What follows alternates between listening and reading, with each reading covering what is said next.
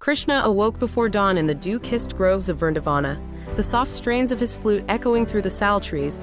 Nearby, his boyhood friend Śūḍāma stirred under a humble straw mat, the promise of a new day beckoning them both.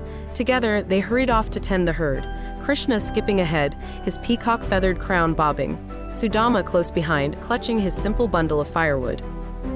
Their laughter mingled with the birdsong. When the herd strayed toward the lotus pond, Krishna teased, "Come, Śūḍāma, catch me if you can." But the Brahmana's son simply shook his head, cheeks reddening. "Not today, friend. I must feed my parents, and there is no time for mischief." Still, Krishna's eyes sparkled, and he tossed his arm around Śūḍāma's shoulders. "Your heart is richer than all my jewels," he whispered. Years passed. Krishna returned to Mathura to claim his throne. Śūḍāma remained in the tiny hut he shared with his wife and aged parents.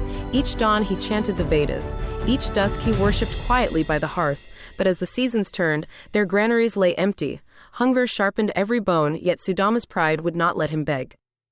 "I will go to Krishna," his wife urged one moonlit night. "Even the palace gates cannot deny us if we carry only love." So at daybreak, heart pounding, Śūḍāma pressed the last of his paka rice into a small cloth and set out. On the marble steps of Govinda's palace, he hesitated. Would his friend remember the dusty fields and his ragged tunic? Summoning courage, he bowed low. But no guard barred his way. As Śūḍāma stepped inside, a hush fell. Krishna, reclining on a jeweled divan, set aside his flute and rose as if drawn by an unseen force. "Krishna!" The name wavered on Śūḍāma's lips. Before he could finish, the Lord himself flung the gates wide and swept him into an embrace. Inside the grand hall, courtiers watched in astonishment as Krishna led his poor friend to the master's seat. Sweetmeats and rich karutas arrived at their side, yet Krishna reached instead for Śūḍāma's little cloth. With a look of pure delight, he plucked a single flake of flattened rice and placed it on his tongue. Over and over, he tasted each grain, savoring its humble flavor as if it were nectar. Tears blurred Śūḍāma's vision. "Why honor me so?" he finally choked out. Krishna's smile was gentle as moonlight. "Your gift is precious," he answered. "It carries your love, and the divine treasures love above all." That night, Śūḍāma slept under a tapestry of stars.